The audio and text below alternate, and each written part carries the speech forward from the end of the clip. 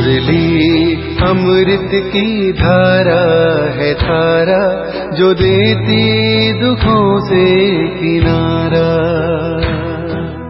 मुरली अमृत की धारा है धारा, जो देती दुखों से किनारा। भूले जीवन में हो जाए शिव बाबा मुरली में समझाए। भूले जीवन में हो जाए शिव बाबा मुरली में समझाए। ओम शांति। आज की तारीख है 12/12/2022 की साकार मुरली। बाबा के महावाक्य। मीठे बच्चे, बाप भल यहाँ तुम्हारे सम्मुख है, लेकिन याद तुम्हें शांति धाम घर में करना है। तुम्हारा बुद्धि योग सदा ऊपर लटका रहे। प्रश्न: अहो भाग्य किन बच्चों का कहेंगे और क्यों? उत्तर: जिन बच्चों की बुद्धि में बाप की नॉलेज आई उनका है अहोभाग्य, क्योंकि ज्ञान मिलने से सदगति हो जाती है। तुम विश्व के मालिक बन जाते हो। बाकी जब तक ज्ञान नहीं है तब तक कोई शिव बाबा पर शरीर भी होम दे, लेकिन प्राप्ति सिर्फ अल्पकाल की होती है। बाप का बरसा नहीं मिलता है। भक्ति में भावना के चने मिल जाते हैं, सदगति नहीं मिलती। ओम शांति। बच्चों की दिल में सदैव रहता है कि बाबा आकर हमको पढ़ाते हैं। यहाँ तो सम्मुख बैठे हो। बुद्धि में आता है हमारा बाबा आया हुआ है, कल पहले माफिक फिर से हमको राजयोग सिखलाकर पवित्र बनाए साथ ले जाएंगे। यह भी तुम बच्चे जानते हो। हम जितना पुरुषार्थ करेंगे उतना जाकर ऊंच पद पाएंगे। यह बुद्धि में रहता है। बच्चे जानते हैं अभी भक्ति मार्ग खत्म होना है। भक्ति और ज्ञान दोनों इकट्ठे नहीं चलते हैं। जो भी मनुष्य पूजा आदि करते हैं, शास्त्र पढ़ते हैं, वह कोई ज्ञान नहीं है, वह भक्ति है।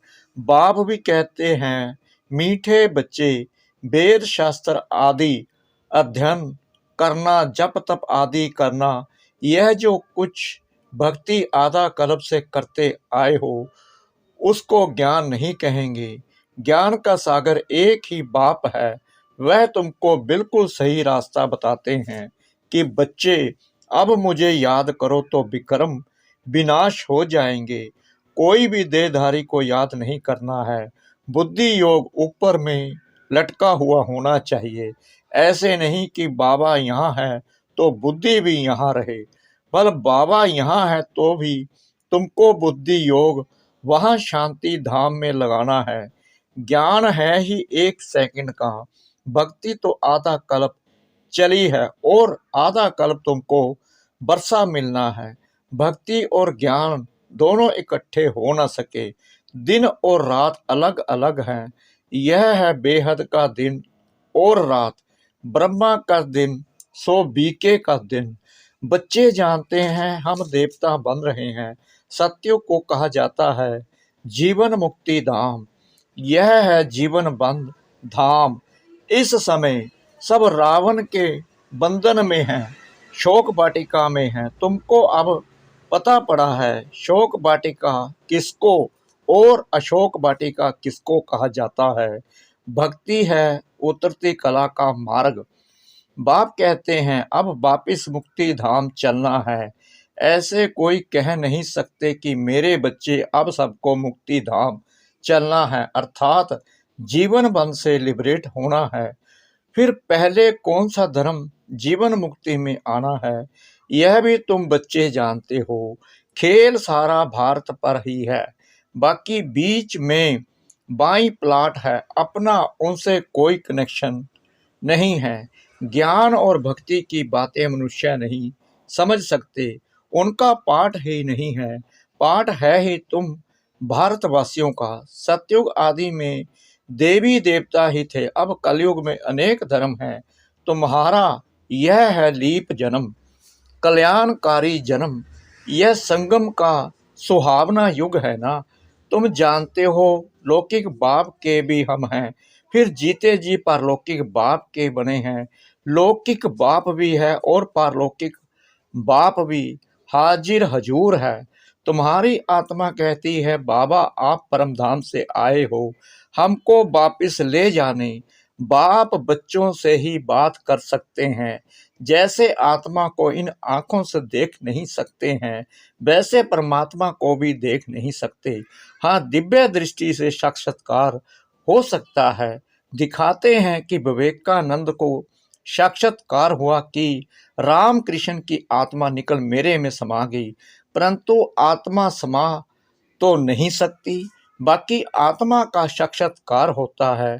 परमात्मा का भी यथार्थ रूप बिंदी है, परंतु गाया हुआ है वह हजारों सूर्यों से भी तेजों में है।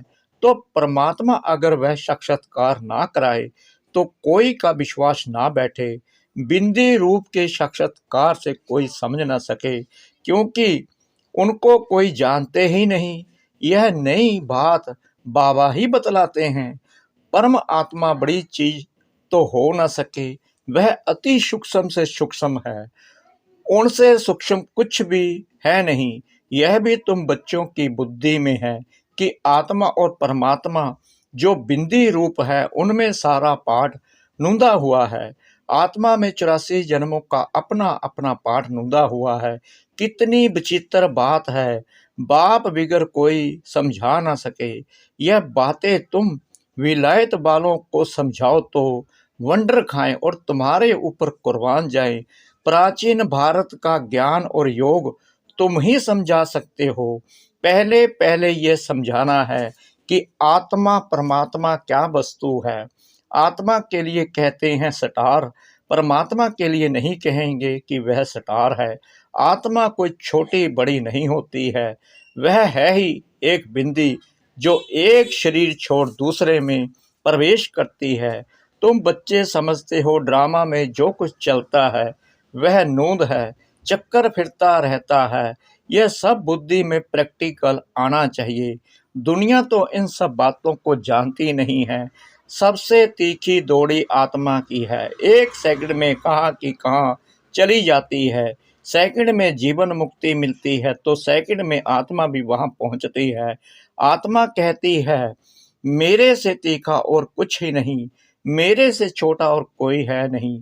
छोटी सी आत्मा में सारी नॉलेज है। उनको कहा जाता है गॉड इज नॉलेजफुल। आगे कहते थे भगवान सब कुछ जानते हैं। इसका मतलब यह नहीं कि एक एक के दिल को बैठ जानते हैं। यह तो ड्रामा में सब कुछ नूंद है। बाप समझाते हैं मैं इस झाड़ का बीज रूप हूँ। झाड़ का बीज अगर चैतन्य हो तो समझाए कि मैं ऐसे धरनी में रहता हूँ। गाया भी हुआ है ब्रह्मा द्वारा मनुष्य सृष्टि रचते हैं। बीज तो एक है ना।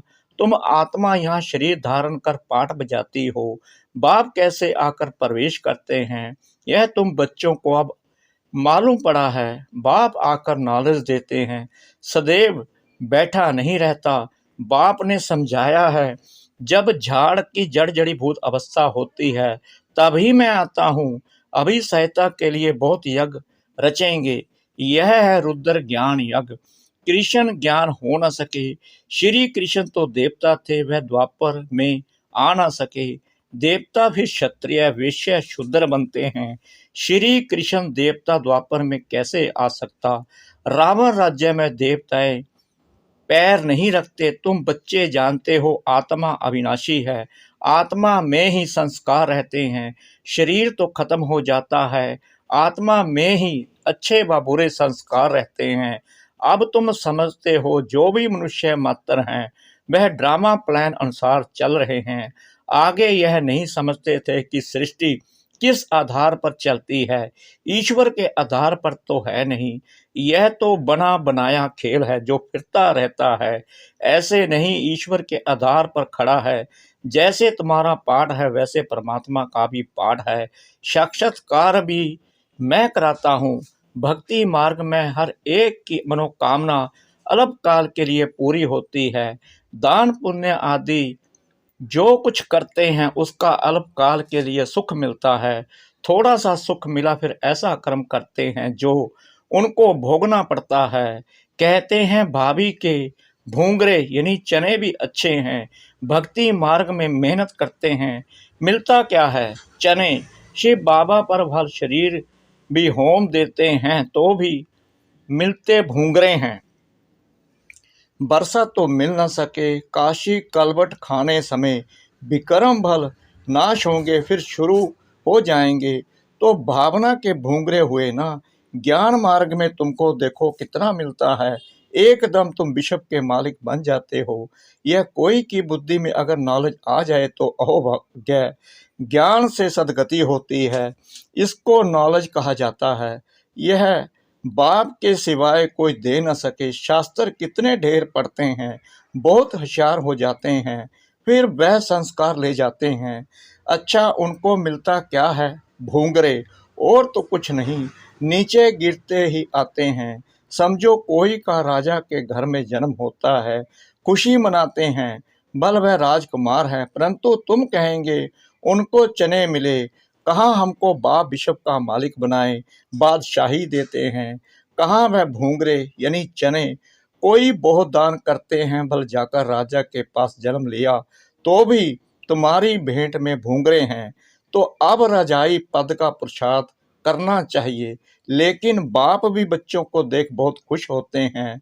यह है बेहद का माँ बाप जिससे 21 जन्मों का सुख मिलता है।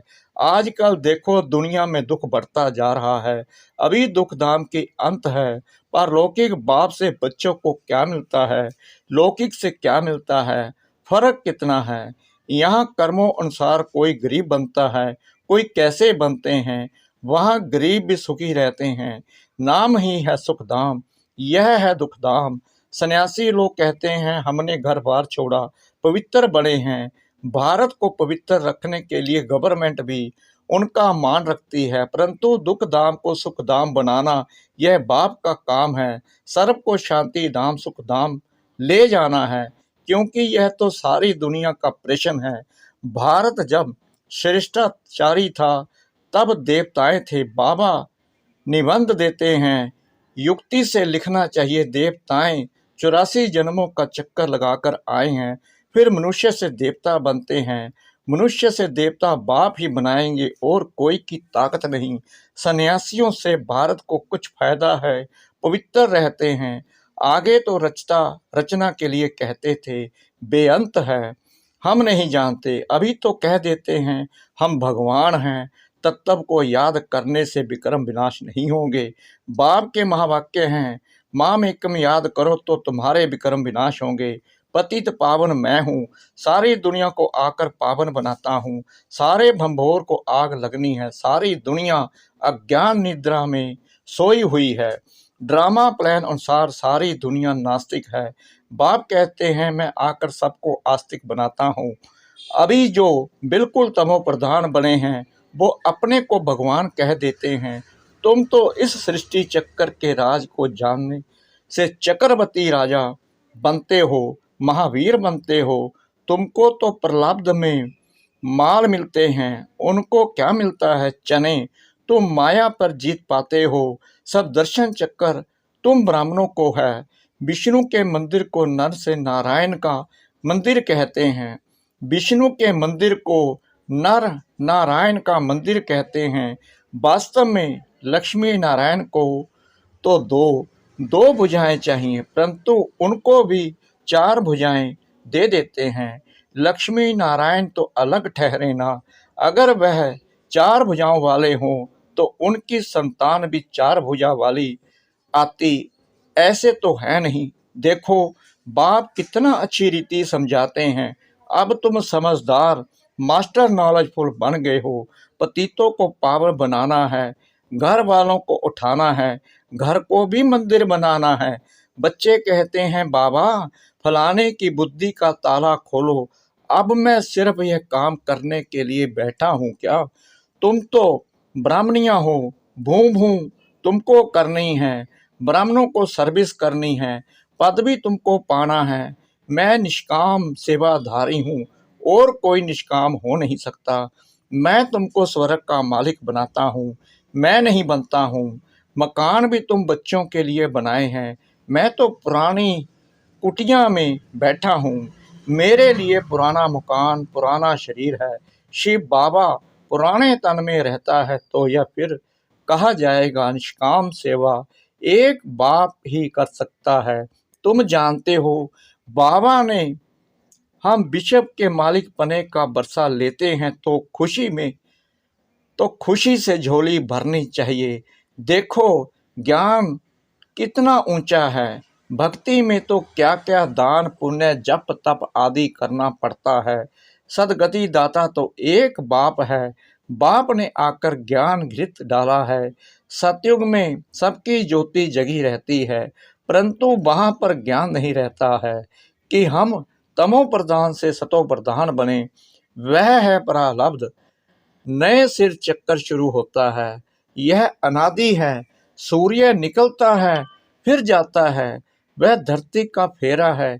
ऐसे नहीं ईश्वर फेरता है। अच्छा मीठे मीठे सिखला दे बच्चों प्रति, माता पिता बाप दादा का याद प्यार और गुड मॉर्निंग। रूहानी बाप की रूहानी बच्चों को नमस्ते। हम रूहानी बच्चों की रूहानी बाप दादा को श्रद्धा भरी प्रेम भरी नमस्ते। शुक्रिया बाबा, शुक्रिया बाबा, शुक्रिया बाबा इस मीठी मीठी मीठी मुरली के लिए। धारणा के लिए मुख्य सार नंबर 1, घर घर को मंदिर बनाना है, परिवार वालों की भी सेवा करनी है, ऊंचे ज्ञान का सिमरन कर खुशी से झोली भरनी है।